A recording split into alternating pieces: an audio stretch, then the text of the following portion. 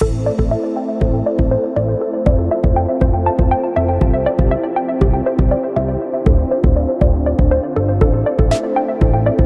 y muchísimas gracias por acompañarnos, de verdad.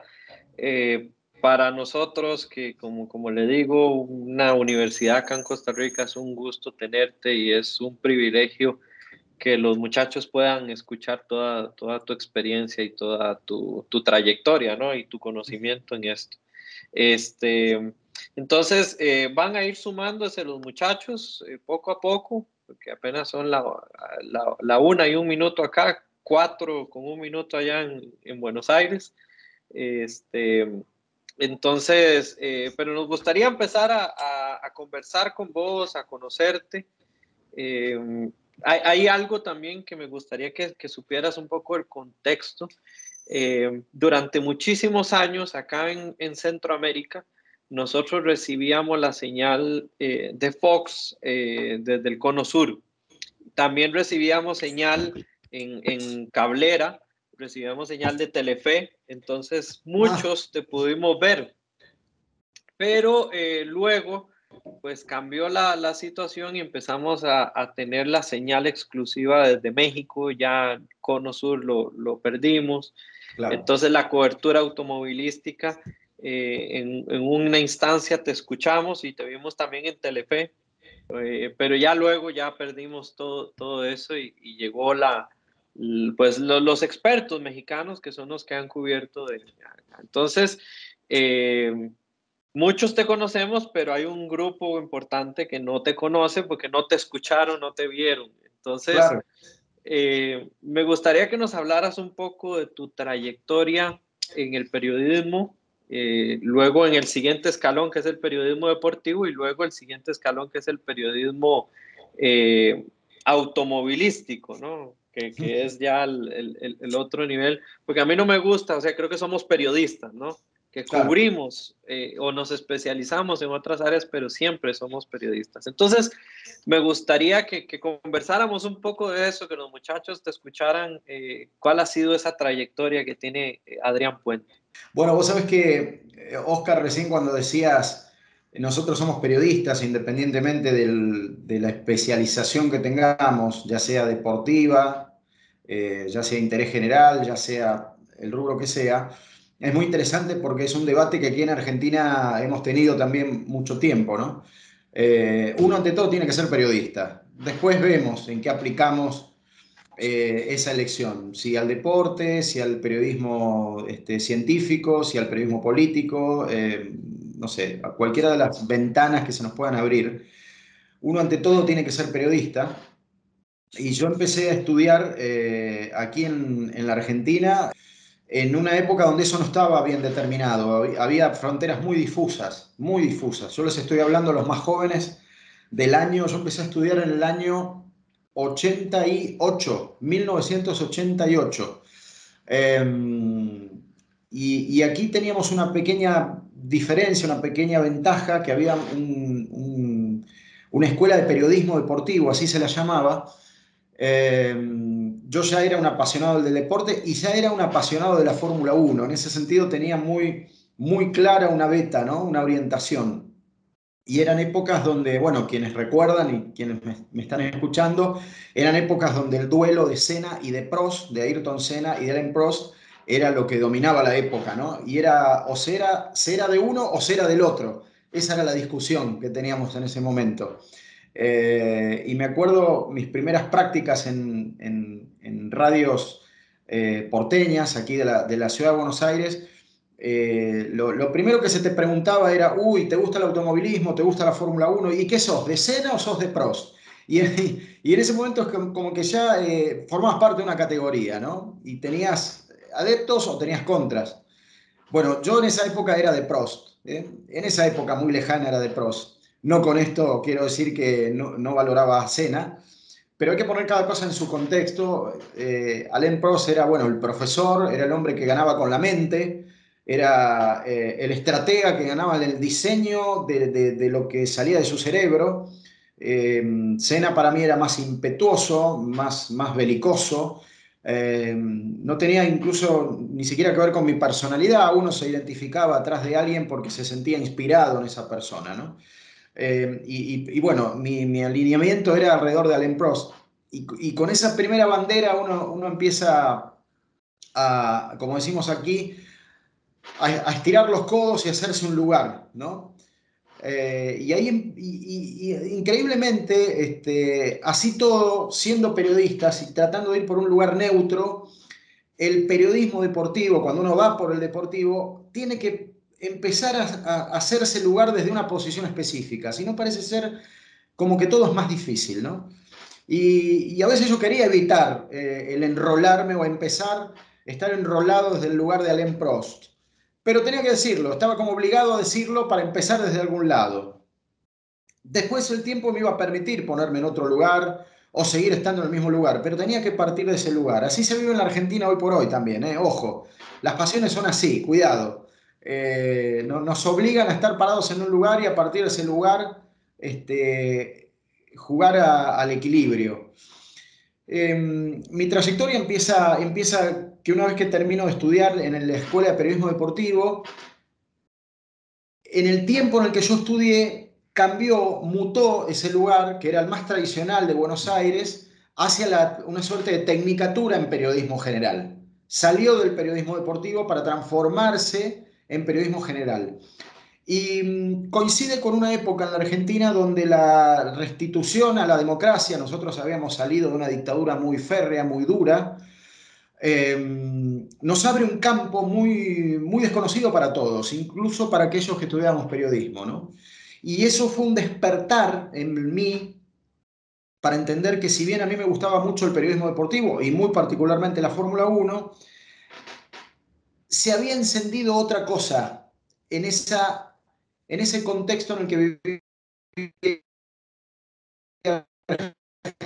Argentina, una fuerte impronta política, manifestaciones que antes no se veían, posicionamientos que antes no se veían ni se escuchaban, porque la dictadura lo había impedido.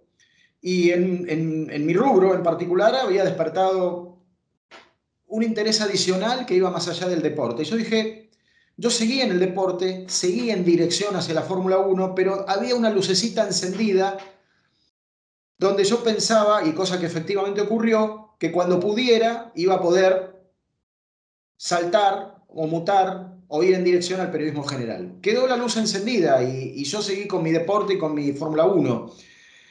Y después de mucho tiempo esa luz ganó intensidad y es donde paso de lo deportivo a lo general, ¿no? Eso es un poco una síntesis para que entiendan por qué yo termino también vinculado a otro tipo de periodismo más allá de la Fórmula 1, aunque en Latinoamérica muchos, yo diría la mayoría, me conocen por la Fórmula 1. Eh, Vuelvo al año 88, 89, 90. Yo tengo la posibilidad de empezar a trabajar acá en radios de la ciudad de Buenos Aires. Empiezo a hacer periodismo gráfico. Ahí es como que empieza más seriamente mi vínculo con el periodismo a través de Editorial Perfil, una editorial muy prestigiosa aquí en la Argentina, que editó periódicos. Hoy, bueno, por supuesto, tiene un portal muy conocido, de mucha trascendencia. Aquí el puntal de esa época de Editorial Perfil era la revista Noticias. Sigue vigente, pero en otra magnitud. Vieron que el periodismo gráfico o la industria gráfica cambió mucho. Eh, pero en el medio de esas prácticas, ¿cómo llegué a Editorial Perfil? Y acá empieza algo muy curioso, que yo siempre lo doy como consejo. A mí mis maestros me decían, Adrián, no vas a empezar trabajando hablando de McLaren, de Senna y de Prost. Muy probablemente empieces por un lugar distinto y tenés que aprovechar esa ventana que se pueda llegar a abrir. Y uno decía, bueno, pero uno no tiene que perder ese objetivo, ¿no? De la Fórmula 1 o del Boca River, ¿no? Si hablamos de fútbol. Eh, pero les hice caso y me salió la posibilidad de escribir mis primeras líneas en una revista que se dedicaba a los deportes ecuestres. Nunca había tenido llegada ni cercana a un caballo y en ese momento me encuentro que mi primera práctica periodística era en lo que llamamos un picadero de equitación, en una pista de equitación, en un estadio de equitación, un domingo a las 8 de la mañana, el caballo, el jinete y yo, nada más, nada menos popular que eso, ¿no? Y ahí es como empecé a desarrollar herramientas que no tenía. Cómo describir un deporte que no conocía, cómo describir una atmósfera que desconocía, cómo aprender los códigos de un deporte en el que estaba muy lejano. Y me terminé haciendo a ese deporte, empecé a entender un montón de cosas, terminé cubriendo un montón de otras manifestaciones relacionadas con la actividad ecuestre que nunca esperaba estar. Y fueron mis primeros recursos que fui desarrollando. Y yo hoy lo miro a la distancia y digo, ¿qué razón tenían, no? Empezar por el lugar menos esperado hasta llegar hasta lo que uno quiere. Y ustedes dirán, ¿y cómo fue el paso de la equitación al automovilismo, a la Fórmula Uno, ¿no? Que es un poco el objetivo que uno tenía? Bueno, curiosamente, yo estaba ya totalmente convencido de que de las relaciones también se hace esto, ¿no? De los vínculos. Y esos vínculos me abrieron la puerta a conocer a una persona muy influyente que estaba trabajando, empezando a trabajar en el borrador de lo que después aquí en Argentina iba a ser la cadena de deportes más importantes, que se llamó Teis Sports, o torneos y competencias. Y cuando esto empieza, se abre una señal deportiva que transmitía 24 horas deportes y estaba ávida de gente que fuera más allá del fútbol. Ahí estaba yo con mis caballos, ¿no? Ahí estaba yo con mi equitación. Y esa persona me contactó, me dijo, mira, Adrián, tenemos de todo, pero la verdad, alguien que hable de polo, de pato, de turf, de equitación, de salto, de adiestramiento, demás, no tenemos, no existe. ¿Te querés sumar? Y yo tocaba el cielo con las manos, porque era un lugar realmente muy importante. Así que fui con mi conocimiento de equitación a ese lugar y empecé a desandar un camino que desconocía por completo, que era la televisión. Eh, pero bueno, ese lugar después demandó de otras cosas y me terminé incorporando a la producción del noticiero. Entonces ya ahí el espectro se iba ampliando, porque decíamos, bueno, pero yo sé mucho de caballos, pero la verdad lo mío es el automovilismo. A mí me gustaba mucho la Fórmula Uno. En simultáneo había tenido muchas prácticas con radios locales, yendo a circuitos aquí locales, viendo categorías de la Argentina. Llámese el motocross, el turismo carretera, el speedway, el TC2000, bueno, todas esas cosas que algunas todavía están vigentes aquí en la Argentina, y estaban vigentes en esa época. Entonces empecé a agarrar dentro del noticiero la unidad motor. Entonces todo lo que era deporte motor estaba bajo mi órbita. O sea, ya me había despegado, digamos, de lo que era la actividad ecuestre. Y en ese momento, esto es un poco clave, es un poco bisagra, en ese momento torneos y competencias, ya en los años 90, bien avanzados, estrecha un vínculo con Fox Sports Américas. Fox Sports Américas se asocia con torneos y competencias. Era Fox Sports Américas en ese momento, todavía. Después cambió el nombre. Entonces empiezan a coproducir para Latinoamérica un primer producto que era Fox Sports Noticias. Y Fox Sports Noticias es lo que vio Latinoamérica o Centroamérica o Costa Rica, creo, durante mucho tiempo, porque era lo único que llegaba a escala panregional. Y, y de ahí entiendo que tal vez los que hoy me conocen ya me conocen de ahí, y los que no les cuento que empezó por ahí. Y realmente teníamos un alcance panregional porque era todo el mercado de habla hispana de Canadá, de Estados Unidos, Centroamérica de hablar, ni hablar, y de ahí para abajo todo. Entonces me incorporo a Fox por Noticias. Después, bueno, termino conduciendo con un grupo de periodistas que ustedes, bueno, en su mayoría ya prácticamente los conocen. Pero en el mientras tanto, sucede que también Fox Sports Américas se transforma en Fox Sports, comienza a comprar una batería de derechos de distintos deportes y entre ellos la Fórmula 1.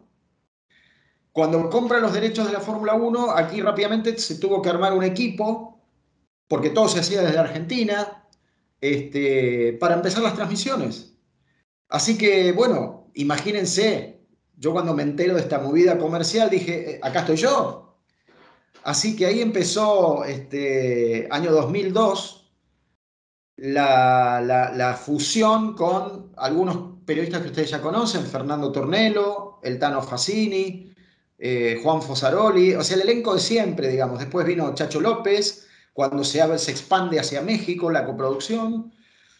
Y bueno, ahí yo estuve hasta el año 2018, pero ese equipo y esa modalidad sigue vigente, hoy mutada, digamos, a ESPN, porque bueno, ustedes saben ya el movimiento que se dio, que fue tremendo, ESPN comprando Fox, uniendo todas las señales y sosteniendo la Fórmula 1, ¿no? Suena un poco largo, por eso les decía si tenían tiempo, porque bueno, todo esto empezó con 18 años, hoy tengo 51, así que imagínense que en el medio omití un montón de detalles, ¿no? Porque en el medio empieza a madurar toda la otra parte de mi carrera, que iba en paralelo a lo deportivo, que es la que hoy prácticamente ocupa el 100% de mi tiempo, ¿no? Que es el periodismo en general. Pero ahí les conté una pista. Oscar, vos me dirás para dónde seguimos, pero ahí les conté la parte deportiva, la pista deportiva de mi carrera, ¿no? Que llegó hasta el 2018 con la Fórmula 1, que hoy sigue vigente porque estoy muy activo en redes con la Fórmula 1. De paso, me permito decirles que en @telemétrico F1 encuentran todo, en Facebook, en Instagram, en Twitter, en YouTube. Sigo vinculado por ese lado, pero bueno, no tanto desde la tele, desde la televisión. Esa es una síntesis, si les vale, de mi vínculo con el deporte, Oscar. ¿Y cómo surgió, Adrián, esa pasión, ese amor por el automovilismo y por la Fórmula 1? Eh, Porque la impresión que me da también es que a Argentina le pasa lo mismo que acá en Costa Rica, que cuando se habla de deporte se habla de fútbol masculino mayor, además. Sí, Eh, sí. eh, cómo empezó esa pasión y cómo fue ser una de las personas que abrieron el camino para que se levantara la mano y se dijera el periodismo deportivo también puede ser un periodismo de automovilismo? Bueno, yo creo que acá en Argentina vivimos los procesos que viven en muchos otros lugares del mundo, ¿no? Argentina es fútbol, claramente es fútbol, pero el automovilismo, el boxeo, el tenis, más o menos en ese orden, desde hace un tiempo a esta parte son los deportes populares, y esos deportes van vinculados a cuando hay un deportista de referencia también, más allá del fútbol. Entonces, el tenis tuvo una eclosión aquí en Argentina cuando apareció Guillermo Vilas. El boxeo tuvo una eclosión cuando salió Carlos Monzón. Y en el caso del automovilismo, si bien siempre localmente fue muy popular, pero saltó la pasión hacia la Fórmula 1 cuando apareció Carlos Reutemann. Y ustedes me dirán, pero Fangio, bueno, Fangio era otra época, ¿no? Donde los medios incluso eran diferentes. La generación Fangio casi que no está ya en nuestro país vigente. Los que adherimos a la Fórmula 1 en aquellos 70 era a partir de lo que nos inyectó la presencia de Reutemann en la Fórmula 1. Y yo no escapé a esa realidad. A mí Reutemann me motivó a madrugar, a levantarme a cualquier hora, a ver todo tipo de carreras, a leer todo tipo de crónicas, a comprar todo tipo de publicaciones, y realmente hacerme fanático, fanático de esa época, de la Fórmula 1, de, qué sé yo, Alan Jones, Nelson Piquet, Jody Scheckter, Jacques Lafitte, Jean-Pierre Jawil, Andretti, Peterson, François Sever, Jack Stewart, qué sé yo, puedo estar nombrando pilotos hasta pasado mañana, Niki Lauda, Bruno Giacomelli, John Watson, bueno, nada, con todos esos nombres yo me crié, en mi infancia estuvieron atrapados por esos nombres. Y ahí nace la pasión porque algo que no puedo disociar de la Fórmula Uno es a mi papá. Mi papá era muy fanático de la Fórmula Uno. Él sí era de la época de Fangio y de los hermanos Galvez aquí en Argentina, una pareja de hermanos muy populares en el turismo carretera aquí, que no trascendieron a la Fórmula Uno. Y él me traccionó mucho, me impulsó mucho a la transmisión de esa pasión, ¿no? Y la heredé y fui con él. Y yo tenía Reutemann y tenía la televisión. Y era una ventaja que me daba mucho más potencial, ¿no? Incluso. Y vino por ahí, la pasión empezó por ahí, yo se la debo a Reutemann y ayer justamente daba una charla también para una localidad muy popular aquí, una ciudad que es Bahía Blanca, y les decía, les hablaba de Reutemann. Reutemann está muy delicado de salud por estos días, aprovecho siempre para mandarle un afectuoso saludo y deseando su recuperación, pero él fue el culpable, entre comillas, de que miles como yo tomáramos esto de la Fórmula Uno y el automovilismo como una pasión, ¿no? En este caso acompañado por mi padre, también que él miraba junto conmigo esas transmisiones de televisión muy sepiadas,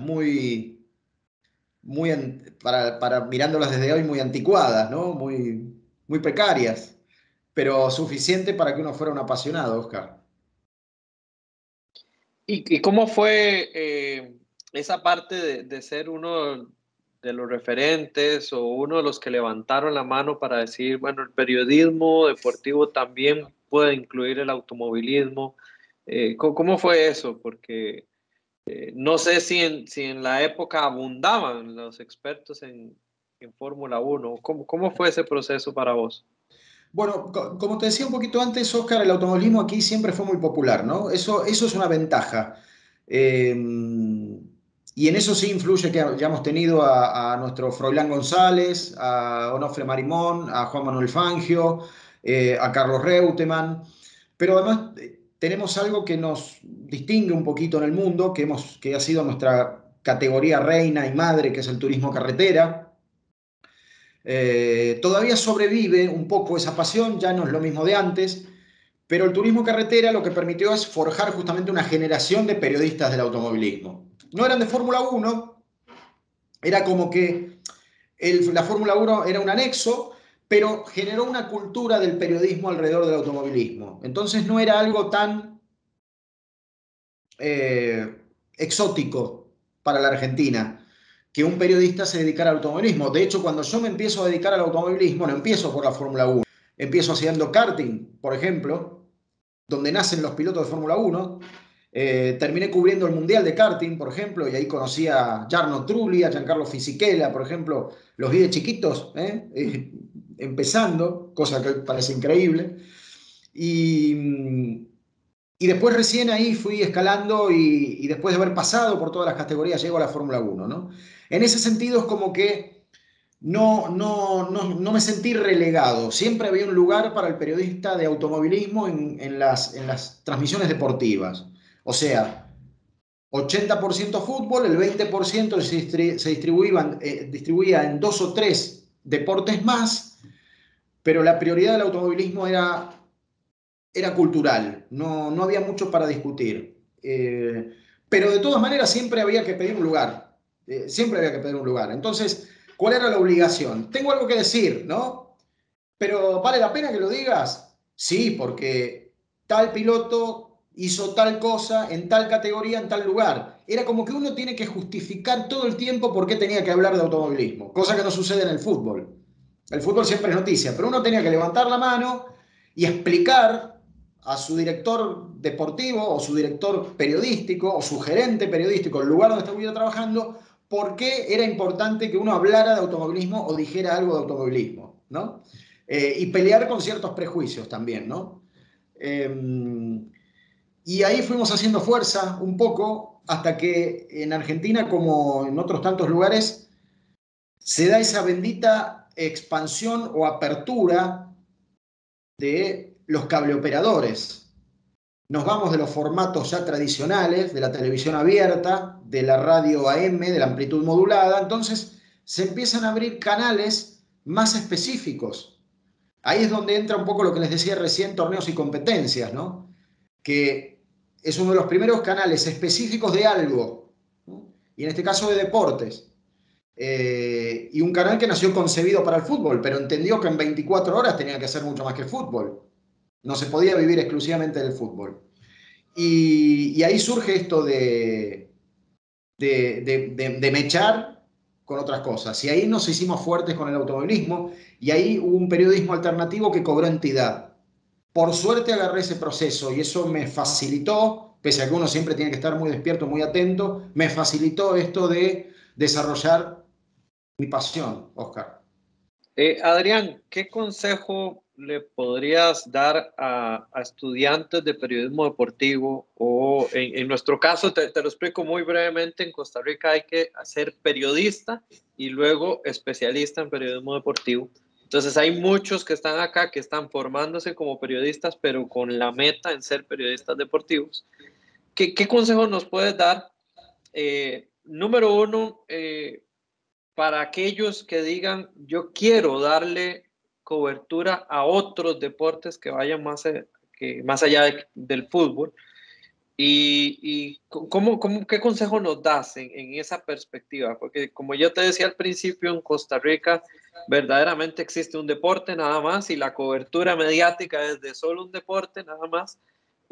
¿Cómo podemos hacer eso? Porque cuando yo hablo con los muchachos, saben de automovilismo, saben de tenis, saben de baloncesto, saben de muchos deportes porque su pasión son los deportes. ¿Qué consejo nos podés dar vos a nosotros, los que estamos en esa formación, para levantar la mano, para esto que nos decías, pero quizá un poco más allá de, de colocar otros deportes en el interés, en este caso, de nuestro país? Bueno, podría dar varios, ¿no? El primero de todos es ser realistas, ¿no? No vamos a cambiar el mundo porque nosotros seamos fanáticos de un deporte que no sea el fútbol. No tenemos que vivir en la amargura de que el fútbol es el deporte más popular del mundo y vamos a pasar en cualquier país del mundo por una situación parecida. Entonces, primero es ser realistas, acomodarnos de que el fútbol es el deporte más masivo del mundo, salvo en lugares muy particulares, pero en líneas generales como sucede en Costa Rica y como sucede en la Argentina, entender esto para no deprimirnos, para no angustiarnos, para no pelear contra algo en lo que vamos a perder, porque estamos en un programa de radio y nosotros profesionales por ahí del automovilismo queremos decir algo, pero hay gol de un equipo tal o cual, en una liga tal o cual, y va a ser más importante que lo que vos ibas a decir de automovilismo, y eso nos va a hacer caer en una frustración si no tenemos las cosas claras. Entonces, tengamos las cosas claras. El fútbol es lo que es, y hay deportes que son más o menos populares según la coyuntura y las circunstancias de cada país. Acá cuando corría Reutemann, el automovilismo era el segundo deporte después del fútbol. Cuando dejó de correr Reutemann, lamentablemente el público argentino perdió referencia y obviamente bajó un poco de categoría, pero dejó muchos fanáticos de la Fórmula 1, que hicieron a otros fanáticos también. Entonces, primero entender eso, no ir a pelear en un lugar que sabemos que vamos a perder y nos vamos a frustrar, pero no bajar la bandera. Esto es muy importante. No decir, bueno, no me queda otra, voy al fútbol. Hay que estar convencido de esto. Cuando uno está convencido, la tenacidad y el convencimiento hacen que uno transmita la pasión como nadie la va a transmitir. Así sea, no sé, el béisbol, mi deporte. O así sea, digo béisbol porque aquí en el hemisferio sur el béisbol definitivamente es un deporte muy alternativo, no así en Centroamérica, tiene otra entidad, creo yo, pero aquí realmente es un deporte casi desconocido en el hemisferio sur. Pero así todo, si nos gustara béisbol, tenemos que intentar ser los número uno del béisbol, ¿sí? O los número uno del deporte menos popular que se nos ocurra en este momento. Pero creernos que realmente, yo siempre decía una cosa, cuando estaba cubriendo mis primeros torneos, campeonatos de equitación a caballo, actividades ecuestres, y cuando empezaba a cubrir mis primeras carreritas zonales, regionales, lejanas, en circuitos de tierra, aquí en la provincia de Buenos Aires, yo decía, para mí esto es Monte Carlo, para mí esto es el Gran Premio de Monza. Y por ahí me daban 30 segundos de aire en el medio en el cual trabajara, o 4 líneas de un periódico, y yo estaba escribiendo esas 4 líneas o expresando un concepto de esa carrera lejana como si fuera el Gran Premio de Monte Carlo. Así trabajaba, así me estresaba también, pero ténganlo como norte, ténganlo como brújula, porque eso les va a abrir otra puerta muy importante, que es el de la credibilidad, el de la credibilidad. Ustedes van a ser creíbles en un deporte muy lejano y muy poco popular, y van a ir escalando hacia otros lugares donde van a trabajar con el mismo profesionalismo y seguramente se van a desarrollar mejor porque van a tener otros recursos. Entonces tampoco pierdan esa perspectiva. Y yo trato de ser un optimista permanente, y hay algo que está muy bueno en esta época, que no lo teníamos hace 30 años, cuando yo empezaba. Hoy tenemos acceso a todo, hoy el público ve todo. Así todo en tu país no lo tengas. Vos no tenés NBA en Costa Rica, yo tampoco lo tengo. Pero acá hay una comunidad de fanáticos de la NBA que saben más que Michael Jordan. Es de locos.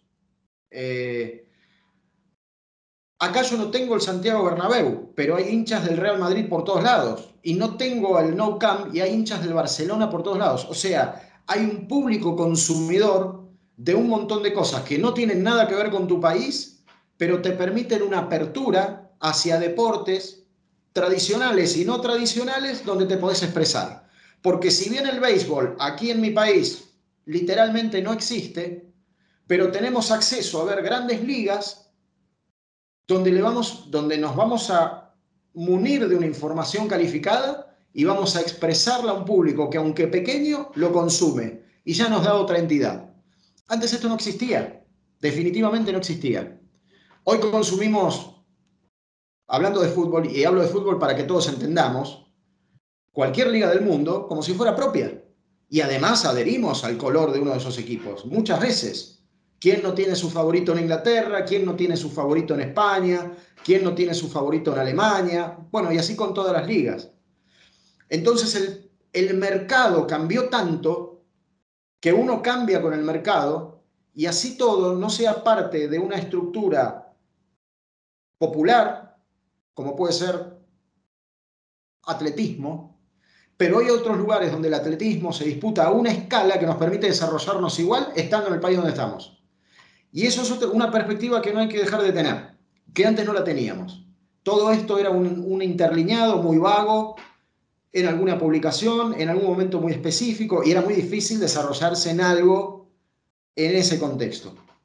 Yo apuntaría, no sé si les sirve como consejo, apuntaría a esos 2 o 3 principios, primero para no decaer, para no creer que uno está siempre fuera de foco, está en otra cosa y que la verdad está en otro lado. La verdad está donde uno está convencido de que está.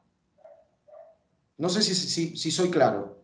Yo hoy estoy en un noticiero, Oscar, y ya te dejo, de interés general, y nosotros tenemos unidades móviles en distintos lugares, de la capital aquí en Buenos Aires, y a veces esas unidades móviles tienen un material que es interesante y otras veces no es tan interesante, porque, bueno, la coyuntura es así. O sea, pensábamos que íbamos a buscar algo que no está, pero así todo hay que salir igual al aire.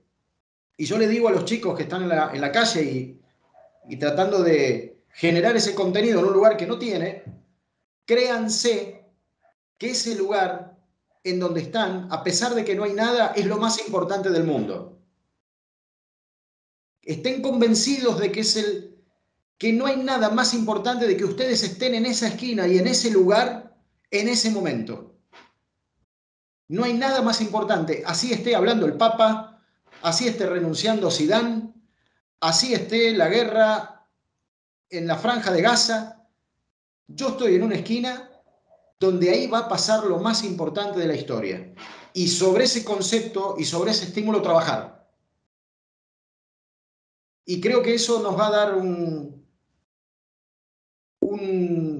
motor adicional en nuestro trabajo, estar convencido de lo que queremos y nos va a hacer grandes profesionales.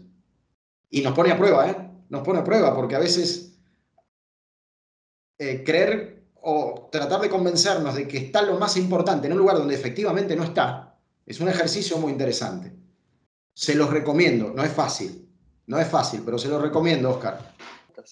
Me parece el consejo que estás dando es maravilloso, Adrián, de verdad lo agradecemos muchísimo porque nos estás poniendo en una perspectiva de que creo que también las redes sociales nos la han puesto en una perspectiva y es que el mundo es la audiencia.